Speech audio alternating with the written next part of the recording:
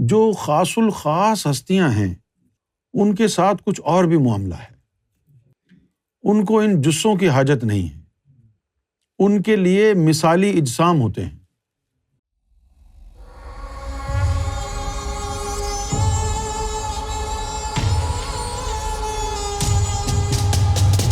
کیا انسانوں کے میل جول رکھنے والے ان جسوں میں قلب اور نفس دونوں کے جسے شامل ہوتے ہیں، یا صرف نفس کے جسوں کو یہ طاقت حاصل ہوتی ہے؟ جو ظاہر میں مل جائیں، جس طرح ظاہر میں آپ کے سامنے آ کر کے بیٹھ جائیں، تو وہ تو زیادہ تر نفس کے جسے ہوتے ہیں، اور جو خوابوں میں آ کے ملاقات کرتے ہیں وہ زیادہ تر قلب کے جسے ہوتے ہیں۔ جو فیض و فیوز و برکات جو خواب میں فیض ہوتا ہے یا دیدار ہوتا ہے وہ قلب کے جسے۔ اس کے علاوہ جو خاص الخاص ہستیاں ہیں ان کے ساتھ کچھ اور بھی معاملہ ہے، ان کو ان جسوں کی حاجت نہیں ہے، ان کے لیے مثالی اجسام ہوتے ہیں، اور وہ جو مثالی اجسام ہوتے ہیں وہ مثالی اجسام اب جیسے جسہ ہے، دکھنے میں تو انسان کے جیسا ہی لگتا ہے، لیکن اگر آپ کسی جسے سے ہاتھ وغیرہ ملائیں یا گلے ملیں تو پھر آپ کو محسوس ہوگا کہ یہ اس جسم میں ہڈیاں نہیں ہیں۔ آپ کو ہاتھ ایسا ہی نظر آئے گا، لیکن اگر اس کو پکڑیں گے تو یوں روئی کی طرح دب جائے گا، اس میں ہڈیاں نہیں ہوتی۔ جو بھی جسہ ہوگا اس میں ہڈیاں نہیں ہوں گی، لیکن سرکار گوہر شاہی کی صورت پر مبنی جو بے شمار جو آپ کے جسہ ہائے مبارکہ ہیں ان کا کسی لطیفے سے تعلق نہیں ہے، وہ مثالی اجسام ہیں وہ، اور ان مثالی اجسام میں سب کچھ موجود ہے۔ آپ کو ہڈی بھی محسوس ہوگی، آپ کہہ نہیں سکتے کہ یہ جسہ ہے یا جسم ہے، ایسے ہوتے ہیں۔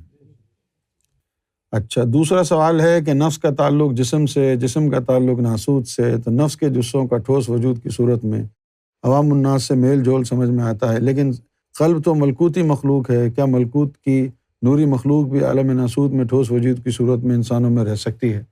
نہیں، نفس کا کہا نا کہ وہ نفس کے جسے ہوتے ہیں، قلب کے جسے ناسوت میں آ کے کیا کریں گے؟ گو کہ آدم صفی اللہ کا جسم اطہر ملکوتی ہے۔ اب آدم صفی اللہ کا جو جسم مبارک ہے وہ جنت میں بنایا گیا ہے، جنت کی مٹی سے بنایا گیا ہے، لیکن آپ اس کو ملکوتی نہیں کہہ سکتے۔ کیوں نہیں کہہ سکتے؟ کیونکہ ملکوتی نکلا ہے ملک سے، تو جسم فرشتہ تو نہیں ہے نا، ان کا مٹی سے ہی بنا ہے نا۔ جو وہاں کی ایتھیریل اینٹیٹیز ہیں، جو غیر مرئی جو مخلوق ہیں وہ ملکوت میں آتی ہیں۔ اگر وہاں پر کوئی جسم بنایا جائے گا، جیسے پرندے بنائے جائیں گے، تو ان کو ملکوتی نہیں ہے، انٹائٹلمنٹ نہیں ہے۔ تو جنت میں جنت کی مٹی سے بنایا گیا ہے، لیکن وہ جسم مٹی سے بنا ہے، نور کا نہیں بنا۔ اگر وہ مٹی کا کے بجائے نور کا جسم ہوتا تو ملکوتی کہلاتا، اور جب ملکوتی کہلاتا تو پھر اس کو موت واقع نہیں ہو سکتی۔ اب آدم علیہ السلام کا تو انتقال ہوا ہے، تو پھر ملکوتی کیسے ہوئے؟ انتقال ہو گیا نا۔ کیا قلب کے جسوں میں بھی ٹھوس وجود کی صورت میں ناسوت میں آنے کی طاقت موجود ہے؟ بھئی جہاں تک طاقت کا تعلق ہے اور اللہ کے کام کا تعلق ہے، تو اللہ جو ہے، اللہ کی طاقت ہے کہ اگر وہ کسی کو عالم ناسوت میں بھیجنا چاہے تو وہ بھیج سکتا ہے، اس کی طاقت اسپیشل ہوتی ہے ساتھ۔ جس طرح جبریل علیہ الصلوۃ والسلام ہیں، خضر علیہ الصلوۃ والسلام ہیں، اللہ تعالیٰ نے ان کو اذن دیا ہے کہ کسی کے پاس کسی بھی روپ میں ظاہر ہو سکتے ہیں، آپ پہچان ہی نہیں سکتے، آپ کو لگے گا کہ یہ کوئی تو عام آدمی ہے۔ اگر کوئی آدمی ہاتھ میں چائے کا کپ پکڑ کے آپ کے پاس لائے، پنجابی بولے، آپ کو خیال آئے گا کہ یہ بھی خضر ہو سکتا ہے۔ تو یہی وہ جگہ ہے کہ جہاں پر درویش اور عام آدمی کی لکیر، درویش کو پتہ ہوتا ہے یہ کون ہے۔ کیسے پتہ ہوتا ہے درویش کو؟ جن کا ظاہر اور باطن ایک ہو جاتا ہے، تو وہ ان کی جو چادر باطن میں اوڑھ کے آتے ہیں، وہ چادر کے بغیر ان کو نظر آتے ہیں۔ سرکار جی جب کامل ہستی کے جسوں کو مندرجہ بالا طاقت عطا ہوتی ہے تو کیا یہ جسے واپس ٹھوس وجود سے نوری وجود میں تبدیل ہو سکتے ہیں؟ نہیں۔ جو خاص ہستیاں ہوتی ہیں نا، جو خاص الخاص اولیاء ہوتے ہیں، ان کے ساتھ معاملہ کچھ اور ہوتا ہے، کیونکہ جو کامل ہوتا ہے نا، کامل، تو تجلی اس کے ظاہر پر بھی پڑتی ہے اور اس کے باطن پر بھی پڑتی ہے، روحوں پر بھی پڑتی ہے، اس کے جسوں پر بھی پڑتی ہے۔ جب تجلی جسوں پر پڑے، اب سب کے تو سارے ولیوں کے تو جسوں پر نہیں پڑتی نا، جیسے نماز ہے، ایک جسم سے پڑھ رہا ہے، ایک روح سے پڑھ رہا ہے، اور ایک اپنے جسوں سے پڑھ رہا ہے۔ جس طرح اب وہ جو مجدد الافسانی کے دور کا واقعہ ہے کہ ایک آدمی مسجد میں سو رہا ہے، 3 نمازیں مس کر دیں، وہ سوتا رہا، آخر میں انہوں نے اٹھایا تو انہوں نے کہا جی آپ تو اہل نظر تھے، مجھے جگانے سے پہلے میرا حال دیکھ لیتے، میں تو اسی کے پاس تھا جس کو تم سجدے کر رہے ہو۔ لیکن جب امام مہدی گوہر شاہی آئے تو ان کے آنے کے بعد یہ عذر امام مہدی نے ختم کر دیا۔ کیسے ختم کیا؟ یار تو خود ادھر جانا، رب کا دیدار کر، اور تو اپنے جسوں سے نماز پڑھوانا۔ تو معلوم یہ ہوا مجدد صاحب کی مسجد میں جو اہل نظر سویا ہوا تھا دیدار الہی والا، وہ کوئی اتنا پاورفل نہیں تھا، اس کے جسوں پر تجلی نہیں پڑتی تھی۔ اگر اس کے جسوں پر بھی تجلی پڑتی تو اس کے لطائف اللہ کو دیکھ رہے ہوتے، جس سے نماز میں کھڑے ہوتے نا۔ اب اپ گریڈ ہو گیا نا۔ اب امام مہدی کے لوگوں کے لیے عذر نہیں ہے کہ بھئی میں نماز نہیں پڑھ رہا، میں تو دیدار الہی میں ہوں۔ تو دیدار الہی میں ہے نا، تیرے جسے کیا ہیں؟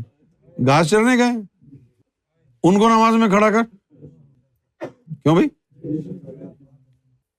تو جن کے لطائف پر تجلی پڑتی ہے وہ الگ ولی ہیں۔ یہ ولایت کبریٰ کی بات ہو رہی ہے۔ ولایت کبریٰ میں بھی 3 درجے ہیں۔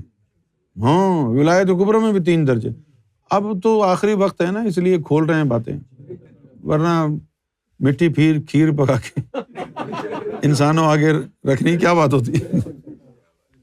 ولایت کبریٰ میں بھی 3 درجے ہیں، ایک کامل ہے، ایک اکمل ہے، ایک مکمل ہے۔ جو کامل ہے اس کے جسے لطائف دونوں پر پڑ رہی ہے، جو اکمل ہے اس کی روح پر بھی پڑ رہی ہے، جسم پر بھی پڑ رہی ہے، باقی لطائف پر بھی پڑ رہی ہے، جو مکمل ہے اس کے جسوں پر بھی پڑ رہی ہے۔ اب جب جسوں پہ تجلی پڑے گی نا، تو ایک تجلی سے وہ جسہ جس پہ پڑ رہی ہے 81 ٹائمز ملٹیپلائی ہو جائے گا۔ جسے پر تجلی پڑے گی تو اس جسے کے 81 جسے نکلیں گے۔ اب اگر 360 تجلیاں پڑ رہی ہیں تو روزانہ کتنے جسوں میں اضافہ ہوگا؟ کتنے جسوں میں اضافہ ہوگا؟ اندازہ کیجئے۔ اور یہ تجلی محمد رسول اللہ صلی اللہ علیہ وآلہ وسلم پر ہر وقت پڑتی تھی، تو کتنے کھربوں ٹریلینز جسہ جو ہیں حضور کے ہوں گے۔ اس لیے کہا ہے کہ جہاں کوئی نہیں ہوتا وہاں اللہ اور اس کا حبیب ہوتا ہے۔ خالی گھر ہے، آپ دروازہ کھول کے اندر داخل ہوں تو سب سے پہلے کہیں الصلاۃ والسلام علیک یا رسول اللہ، کیونکہ حضور کا جسہ وہاں ضرور موجود ہوگا۔ بات ساری یقین کی ہے۔ اور اب سرکار آ گئے ہیں تو اب کہیں الصلاۃ والسلام علیک یا رسول اللہ، گوہر شاہی مرحبا۔